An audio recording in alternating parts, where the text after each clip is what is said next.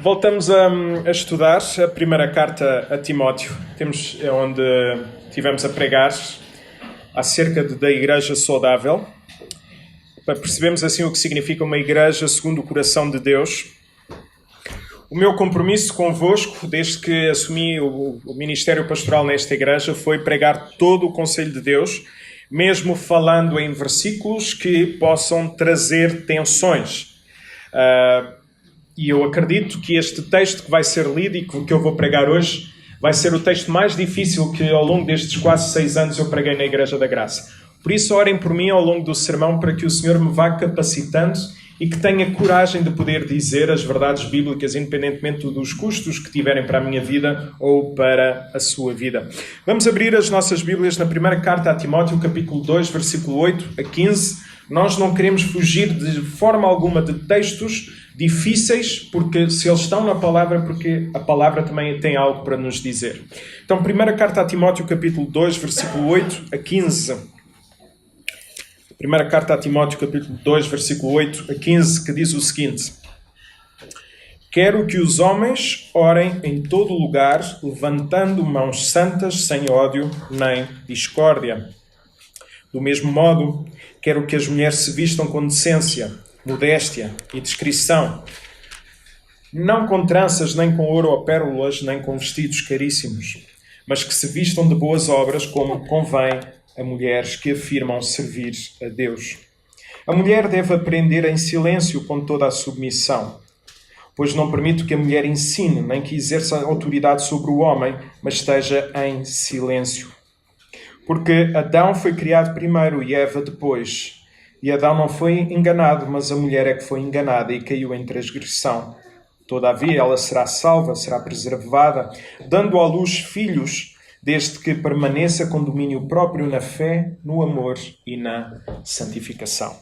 Então, este bloco de versículos faz parte de um bloco maior, o qual termina na primeira carta a Timóteo, capítulo 3, versículo 14 e 15, que diz: Escrevo-te estas coisas, esperando ir ver-te em breve, para que, se eu tardar, fiques ciente como se deve proceder na casa de Deus, que é a igreja do Deus vivo, coluna e baluarte da verdade. Como se deve proceder na casa de Deus. Então, estes versículos vêm nesse seguimento para que todas as igrejas possam saber como se deve proceder. Isto significa que, a partir do capítulo 2, Paulo deu instruções muito claras para todos nós. Logo, a maneira como nós cultuamos ao Senhor deve ser nos termos bíblicos, o que vai contra a ideia de que o culto deve ser feito na maneira que mais nos agrada. Ou seja, o culto deve ser feito na maneira que nos agrada? Será? A Bíblia diz não. E Paulo dá todas as instruções para percebermos como Deus quer que se celebre na igreja. Isto é, as igrejas não têm autoridade para fazer aquilo que será mais relevante e mais a seu gosto. Há limites bíblicos, há ordens dadas pela palavra de Deus, porque o culto é prestado para quem? Para nós? Não, para Deus. Então Deus é que diz os limites, como quer ser celebrado. Por exemplo, na forma de nós cultuarmos, isto é, na liturgia da nossa igreja, nós fazemos a leitura pública da palavra em 3 situações, com vários versículos. Não o fazemos porque me deu na cabeça de fazermos isto, ou porque fica bem. Fazemos porque a Bíblia requer isso do culto. 1 Timóteo, capítulo 4, versículo 13. Até à minha chegada, aplica-te à leitura pública da Escritura, à exortação e ao ensino. Então, a exortação, o ensino e a leitura da palavra é requerido de Deus às suas igrejas. E por isso é um ponto assente que a leitura da palavra do Senhor será sempre feita na Igreja Batista da Graça, e nós fazemos isso em 3 momentos. Sendo assim, nos primeiros 7 versículos deste capítulo 2, podemos ver que devemos orar no culto pela salvação de todo o tipo de pessoas. E a partir do versículo 8 vemos então algumas diretrizes para os homens e para as mulheres. Um aspecto importante que nos vai ajudar a interpretar este texto difícil. Como interpretar de forma correta a palavra, entendendo aquilo que é normativo e entendendo aquilo que é cultural. John Stott dá-nos 3 hipóteses de interpretação. A primeira, literalismo, isto é, tudo deve ser interpretado à letra, sendo que a cultura bíblica ela é normativa também para os dias de hoje. Alguns exemplos.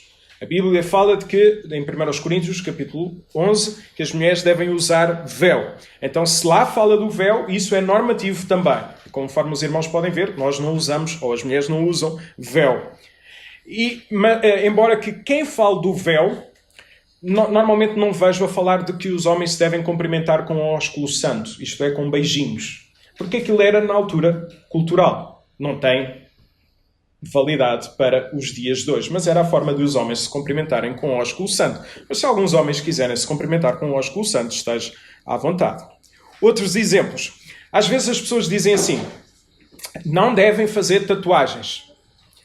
E utilizam o texto, e obrigado pela ajuda, Paulo Ribeiro, Levítico 19, versículo 28. Não façam tatuagens na vossa pele.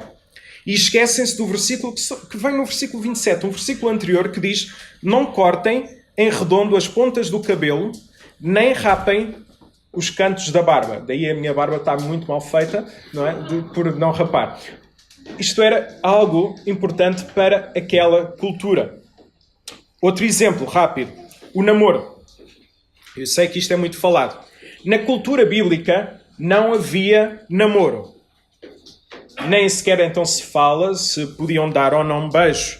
Na nossa cultura há namoro. E ainda bem que há namoro. E quem é contra o namoro deve ser então a favor de casamentos arranjados, que era o cultural daquela altura. Não havia namoro, mas faziam-se promessas de se casarem os filhos novos. Então, precisamos de saber que na palavra de Deus, apesar de não falar em namoro, porque não era cultural naquela altura, há princípios bíblicos para um namoro que glorifique ao nosso bom Deus.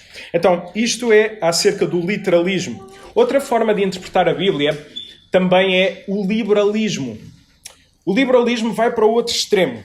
Rejeitam a verdade eterna e todas as expressões culturais. Isto é, não têm nenhum compromisso com a verdade e aceitam aquilo que é mais conveniente por não terem regras de interpretação. Por isso são contra a inerrância da palavra. Dizem que a palavra tem erros, que ela é falível. Então, tudo o que está na palavra deve ser cultural, para aquele contexto. Nós só aplicamos hoje as verdades que Jesus ensinou. Isso é o liberalismo.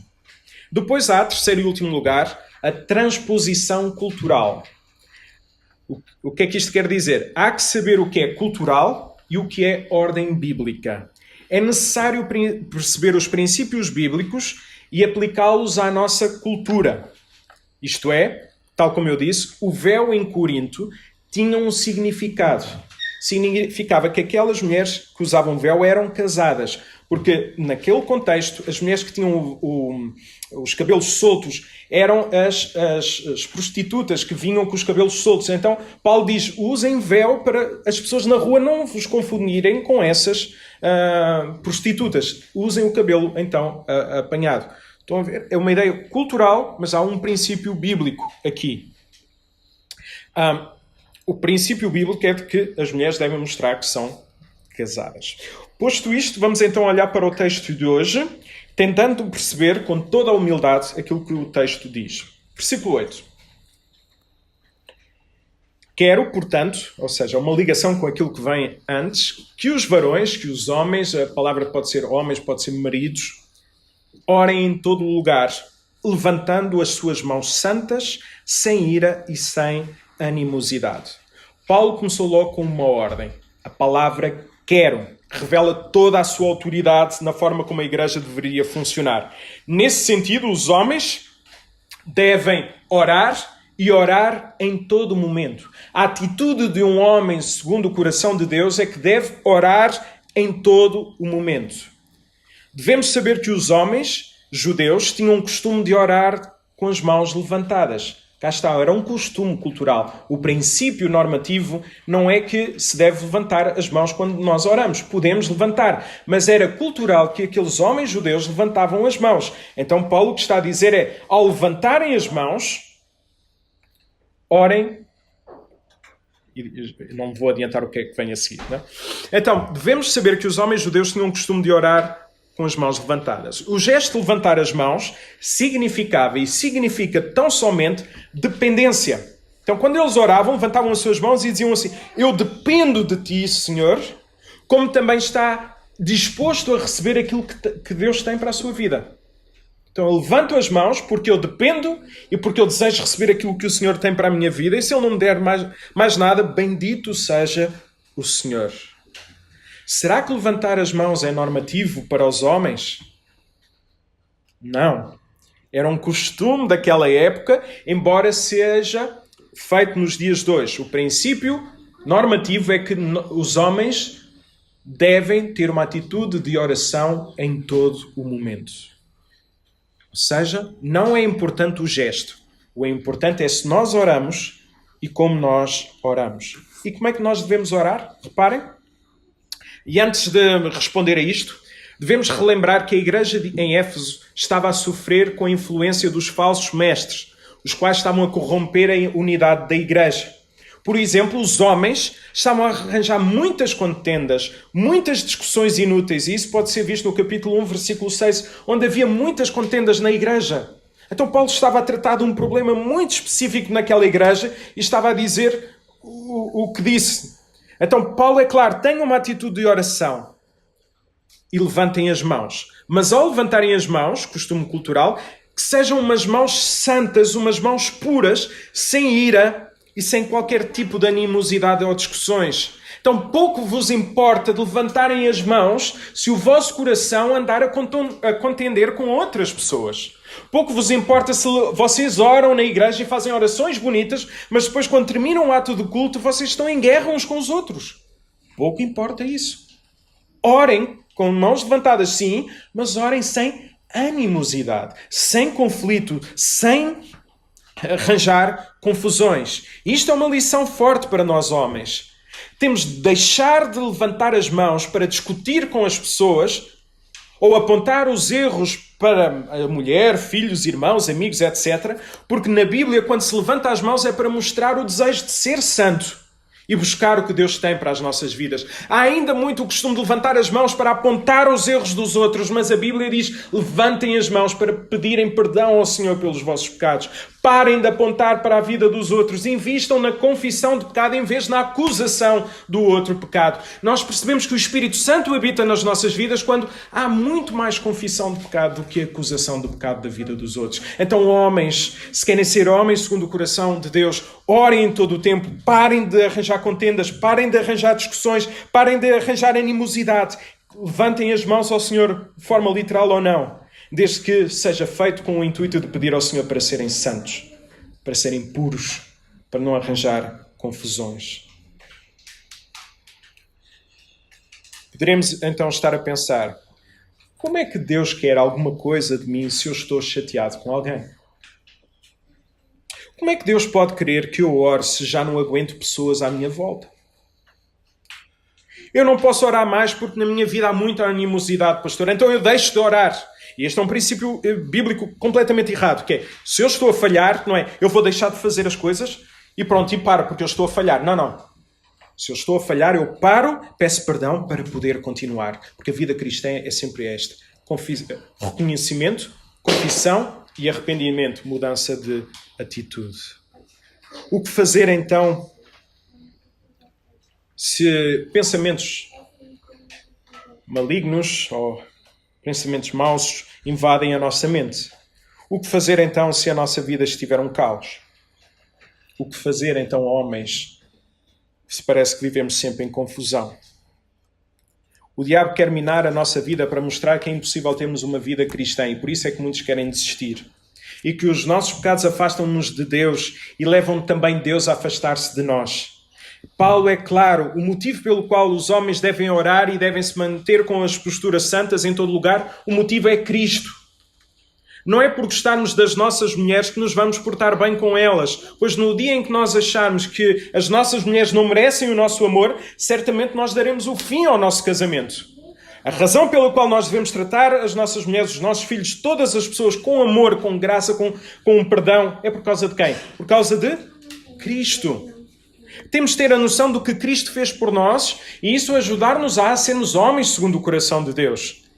Paulo é claro sobre isso. Vejamos os versículos centrais deste capítulo 2. Encontram-se no versículo 5 e no versículo 6. Vamos ver a razão, como é Cristo. Porquanto há um só Deus e um só mediador entre Deus e os homens, Cristo Jesus, homem, o qual assim mesmo se deu em resgate por todos. Então estes dois versículos mostram que só há salvação em Cristo. Não é pelo nosso merecimento. Não é pelas nossas obras. Cristo salvou os seus inimigos. Cristo perdoou o imperdoável e continua a amar, independentemente daquilo que nós fizermos. Se o nosso coração pensar nisto todos os dias, como dizia Lutero, até porque todos os dias nos esquecemos destas verdades, perceberemos que a animosidade, o conflito irão desaparecer. Quando nós temos animosidade e quando nós temos conflitos na nossa vida é porque nós esquecemos de pensar naquilo que Cristo fez nas nossas vidas. E se aparecer, nós então levantamos as mãos ao alto e pedimos ao Senhor, Senhor, quebra o nosso orgulho. E ao pensarmos então nestas verdades, iremos procurar a reconciliação com quem estamos zangados, independentemente se somos culpados ou se somos inocentes. Lembro que mais ou menos no ano 2000 tive um sério problema com o meu pai. Uma chatice daquelas grandes. Na minha ótica, foi ele o responsável, mas na ótica dele fui eu o responsável. Mas chateámos-nos mesmo à grande. Nunca vi o meu pai assim e eu estava também absolutamente irritado. E estava a ler um livro, não sei se alguns conhecem, do Philip Yancey, Maravilhosa Graça. E fez-me olhar para aquilo que Cristo fez na cruz, na minha vida. E quando estava no meu quarto, estava lá naquela parte de cima, estava a pensar, mas quem és tu, Jónatas, para reagires assim com o teu pai? Deixaste de falar com o teu pai. Quando eu estava chateado com o meu pai, eu durante o culto fazia caretas ou não olhava para ele, eu sabia que era a coisa que mais o irritava. Quem és tu, Jónatas, para seres perdoado por Deus e depois teres uma atitude dessas com o teu pai? E então eu mesmo achando que o meu pai era culpado, hoje, como pai, acho que era eu que era o culpado. Fui ter com ele. Fui-lhe pedir perdão. Meus irmãos, aquilo mexeu com o meu orgulho. Mas eu hoje reconheço que desperdicei muito tempo com zangas, com intrigas, com confusões. E hoje, à medida que vejo a saúde do meu pai a cair, percebo o quanto desperdicei. O quanto desperdicei. Isto é uma lição para nós. Às vezes desperdiçamos o tempo com tanta coisa nefasta. Esquecemos de viver as consequências do Evangelho nas nossas vidas. Sendo assim, homens, cultuemos ao Senhor com as mãos ao alto, literalmente ou figurativamente, para sermos homens segundo o coração de Deus. E há tanta necessidade de encontrar homens que cuidem do lar e que estudem a palavra de Deus com a mesma vontade que se encontra homens que vão ver futebol, que se encontram para jogar seja o que for, ou para ir para umas belas jantaradas. Nós precisamos de homens que o seu primeiro desejo seja: vamos orar, vamos buscar a paz, vamos buscar a palavra do Senhor para a nossa casa, vamos buscar a oração. E o resto é tudo consequência disso. Toda a mudança começa no arrependimento. E peço para que Deus conceda esse mesmo arrependimento, a começar por mim, a todos os homens aqui presentes. Agora vamos para o versículo 9. É sempre mais fácil para mim falar dos homens do que das mulheres, não é? E às vezes eu sou acusado de só dar nas orelhas aos homens, claro, e às mulheres não tanto. Mas eu não estou aqui para dar nas orelhas, estou aqui só para proclamar a palavra do Senhor. Versículo 9. Da mesma sorte, ou pelo mesmo motivo, foi dado antes aos homens, que as mulheres, em traje decente, se ataviem com modéstia e bom senso, não com cabeleira frisada e com ouro ou pérolas ou vestuário dispendioso. Nesta igreja estava a acontecer um grande problema. As mulheres, reparem, estou a falar daquele contexto, naquela altura, As mulheres estavam muito mais preocupadas com a beleza exterior do que com a beleza interior. Isto não acontece nos dias de hoje. Mas aquelas mulheres estavam muito preocupadas somente com a beleza exterior do que com a interior. Era o problema local.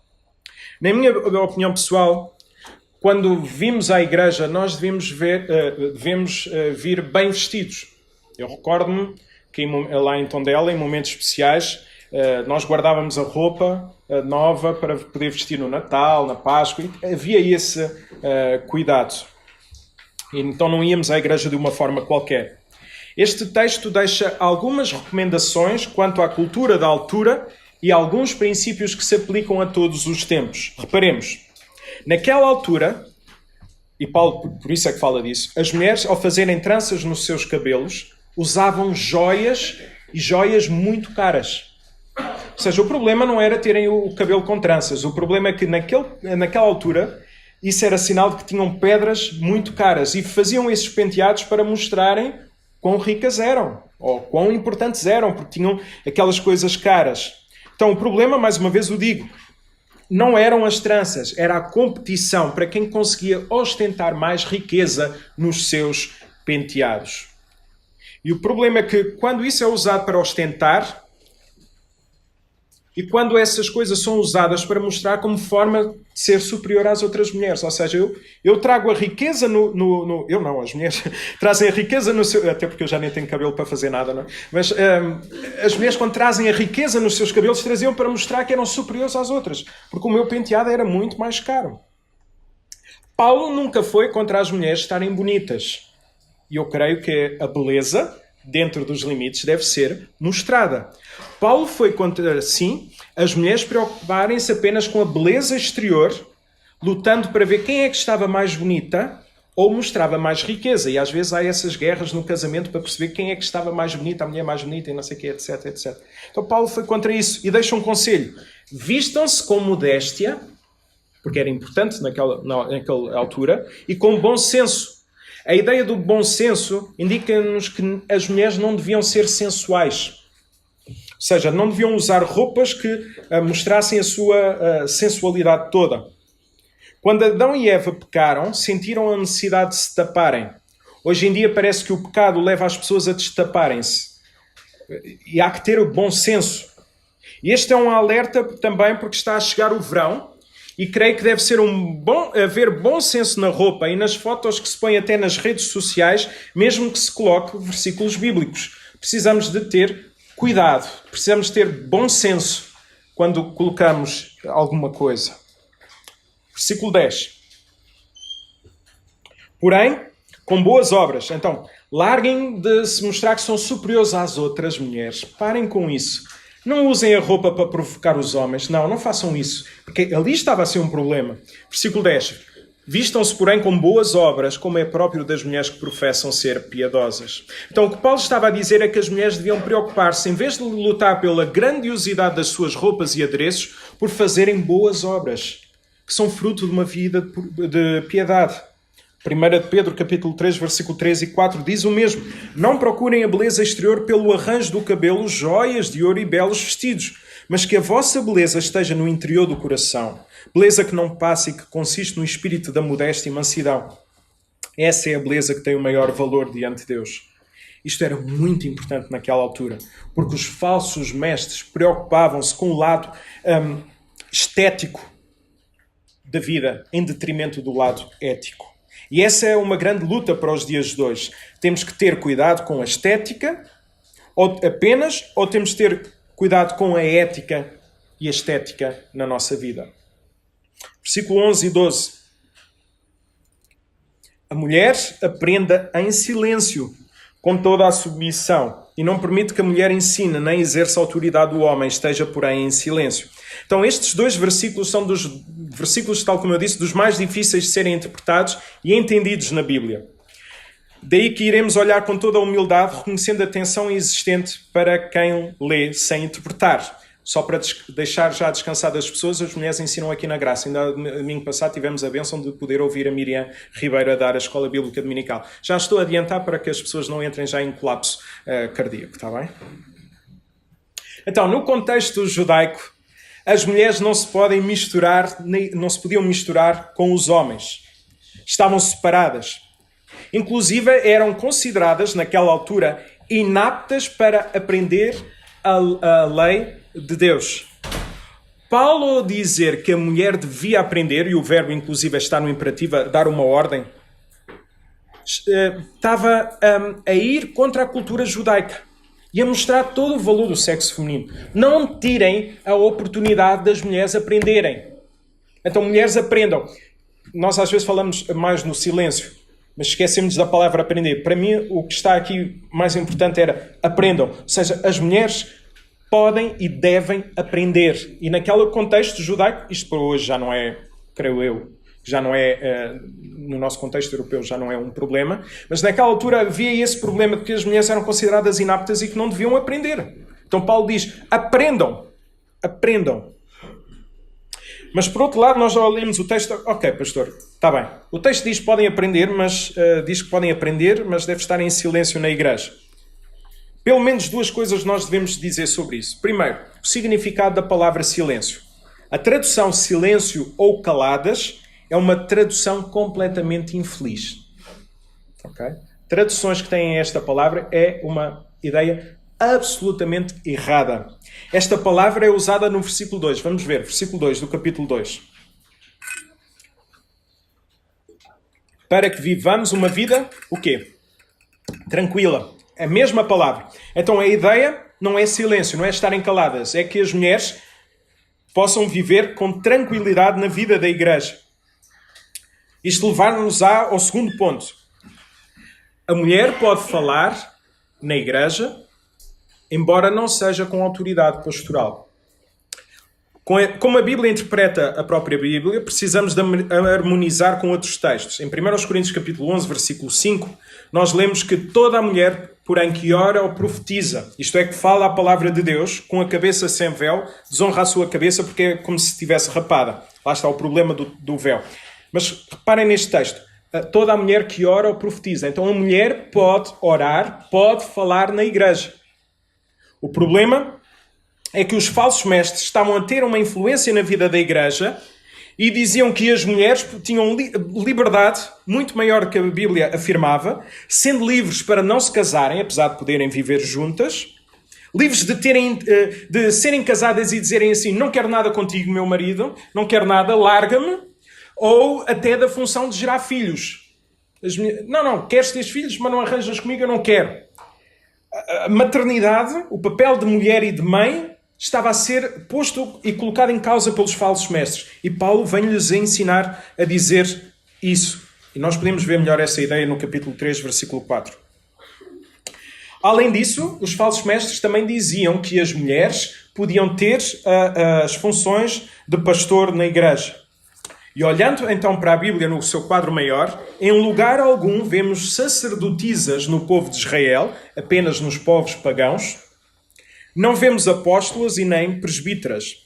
Paulo, ao confrontar-se com os problemas dos falsos profetas, disse apenas para as mulheres não tomarem o lugar que não lhes pertencia. Assim como, na mesma linha de pensamento, os homens não consagrados ao ministério pastoral não o deviam fazer. Se a mulher pode ensinar na igreja, conforme disse, isso é visível nas nossas escolas bíblicas dominicais. Se a mulher pode pregar na igreja, pode, tal como um homem não consagrado ao ministério pastoral pode pregar. Mas ambos estão vedados à pregação de forma pastoral. O que é que eu quero dizer com isto? O domingo passado eu estive no Seixal a pregar. Eu preguei normalmente a palavra, mas eu não preguei com autoridade pastoral, porque eu não sou o pastor daquela igreja. Eu não disse àquela igreja que direção é que deviam tomar e que estavam a fazer coisas erradas e que não era assim, era assado.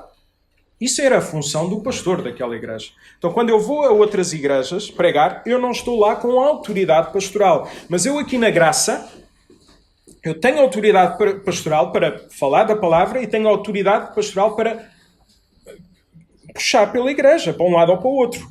Mas nenhum homem ou nenhuma mulher não consagrados aqui na Igreja da Graça, nenhum homem não consagrado e nenhuma mulher tem autoridade para vir ao púlpito e dar repreensões, como muitas vezes, infelizmente, tem que fazer. Espero que isto seja claro e eu volto a repetir, que é o princípio é este, que só deve haver pastores e as mulheres, quando ensinarem, devem ser submissas ao ensino do pastor. Ali diz para as mulheres estarem tranquilas. Porquê? Porque as mulheres estavam a arranjar muito problema naquela igreja. Então Paulo é muito claro sobre isso. E este princípio de não haver mulheres com autoridade pastoral na igreja não é cultural e nem é fruto do pecado. Paulo vem dizer que é um princípio bíblico, normativo. Porquê? Vamos ver, versículo 13 e 14. Porque primeiro foi formado Adão, depois Eva. E Adão não foi iludido, mas a mulher, sendo enganada, caiu em transgressão. O facto, então, meus irmãos, de estar vedado que as mulheres exerçam autoridade espiritual na igreja, está baseado na ordem da criação e na queda, o que vai para além de qualquer tipo de toda a questão cultural. Uma nota muito importante também. Em lado algum na Bíblia vemos que o homem é superior à mulher, nem intelectualmente e nem espiritualmente. E muitas das vezes o que acontece é que as mulheres começam a assumir certos papéis porque cada vez mais nós temos homens que deixam de ser homens segundo o coração de Deus. As mulheres são iguais aos homens a nível de valor. Exatamente iguais.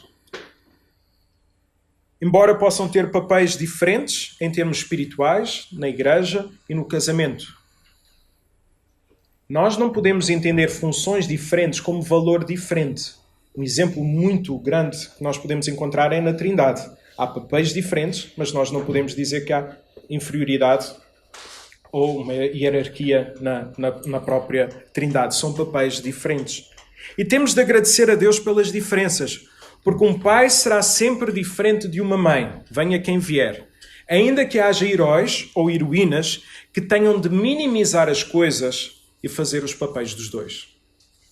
Mas pai é sempre pai, mãe é sempre mãe. O liberalismo que está aí a chegar em força, deturpa o sexo, qualquer dia o masculino, o feminino. Já há sítios que têm casas de banho com o género neutro, e é para aqueles que as pessoas se sentem naquela altura, podem não se sentir masculino, podem não se sentir feminino, podem se sentir neutro. Então o liberalismo deturpa o sexo e deturpa o papel na família e na igreja. E se alguém tiver dúvidas daquilo que eu disse, pode perguntar à Tininha, que já conheceu uma empresa assim, aqui no nosso país. Então o liberalismo destrói o sexo e o papel na família e na igreja. Versículo 15. Outro versículo também difícil. Vamos lá. Todavia, contudo, a mulher será preservada. Aqui, no original, não está no singular. É no plural. A mostrar que é as mulheres de todos os tempos. As nossas traduções em português têm esse erro. Ou serão preservadas, seria melhor a tradução. Através da sua missão de mãe, se elas permanecerem em fé, amor e santificação com bom senso.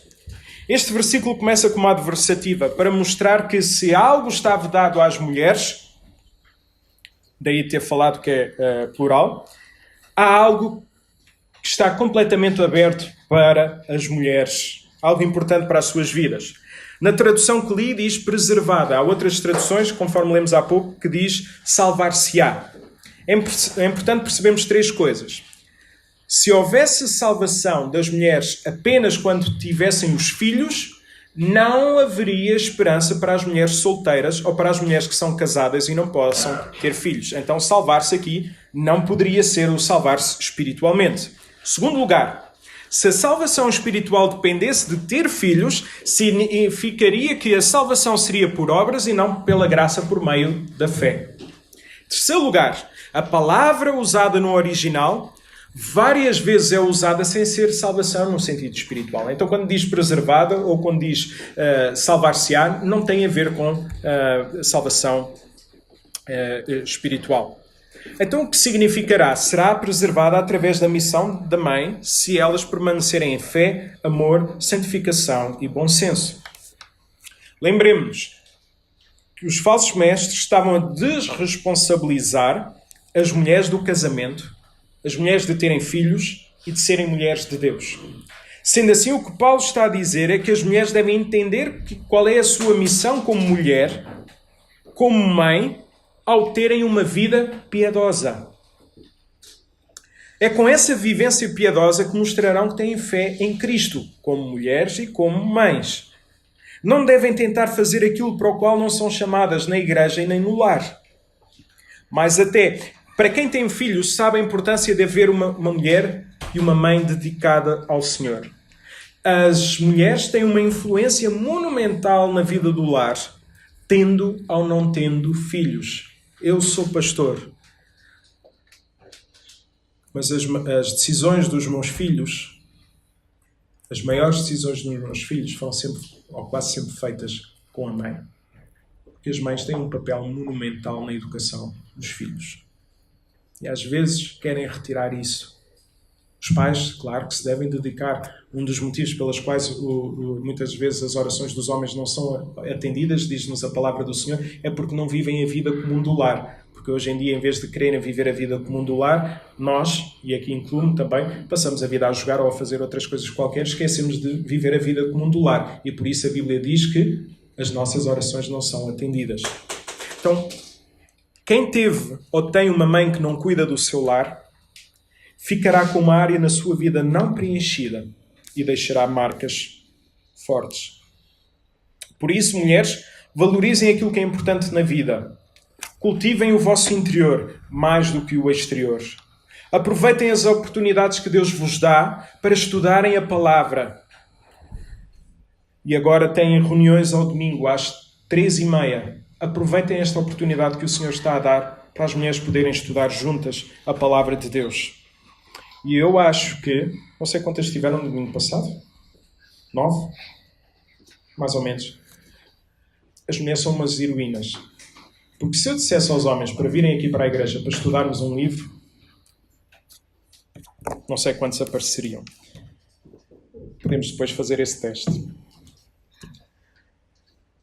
Mulheres, dediquem-se, então aproveitem as oportunidades que Deus vos dá. Não tenham medo de se juntar a outras mulheres. Um de lá fora que diz, mulheres, reuniões de homens. Não tenham problemas com isso. Até porque em Tito nós vemos que as mulheres mais velhas devem ensinar as mulheres mais novas. Então há alguma coisa que as mulheres têm para ensinar às outras mulheres e convém que os homens nem estejam lá presentes. Dediquem-se aos vossos maridos e filhos, caso tenham. Vocês são muito mais capazes do que os homens nesta missão. E que ninguém vos tire a alegria de serem mulheres segundo o coração de Deus.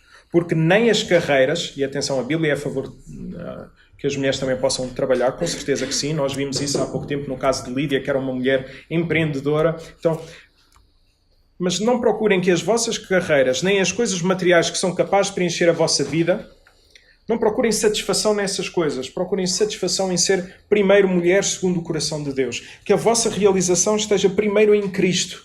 Que parem de comparar a sua vida com outras mulheres. Que olhem somente para Cristo e percebam a graça de terem sido salvas pelo bom Deus.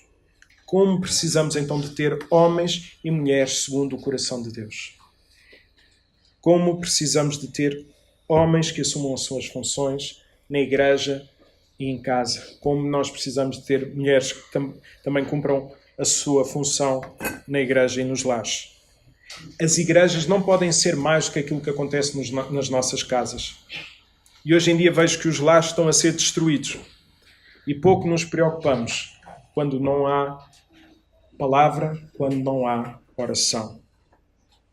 E agora termino dizendo aos homens. Homens, de pouco adianta darem dinheiro, arranjarem seguros de saúde, carros, casas. Pouco adianta isso, à luz da palavra. O que as vossas mulheres querem é que cuidem delas espiritualmente. Que sejam homens de Deus no vosso lar e que ambos possam crescer juntos para que a glória de Deus possa ser vista.